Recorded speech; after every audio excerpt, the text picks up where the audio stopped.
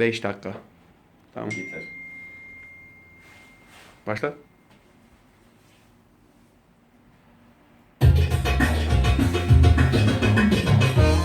daha ses kes.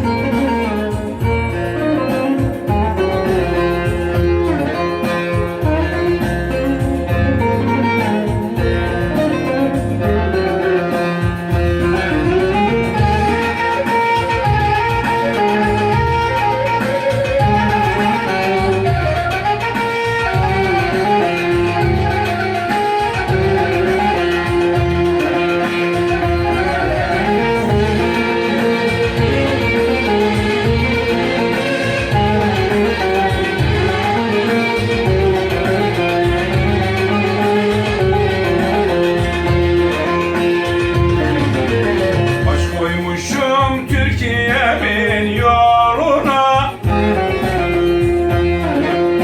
düzlüğüne yokuşuna ölürüm.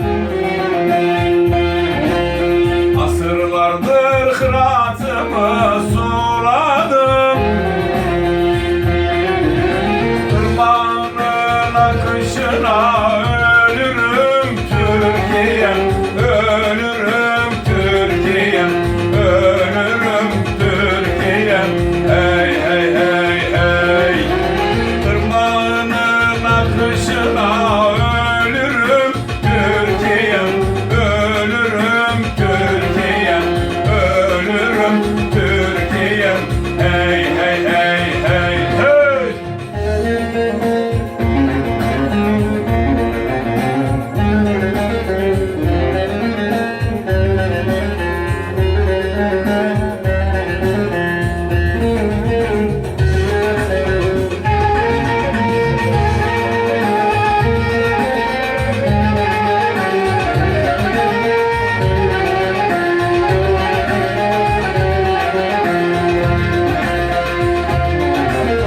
Sevdalıyım, yangın yeri bu sinem.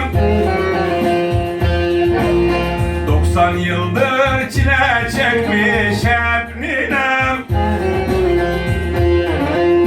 Pınarlarda su doldurur eminem.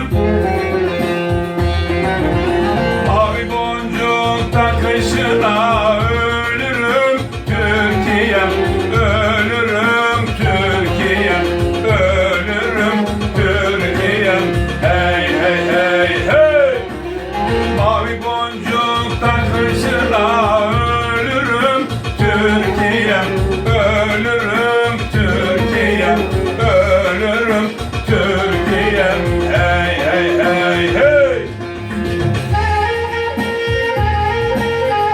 Tüm şehitlerimize Allah'tan rahmet diliyorum. Değerli ailelerine, kederli ailelerine başsağlığı diliyorum. Türkiye'mizin başı sağ olsun. Şehitlerimiz için ölürüz Türkiye.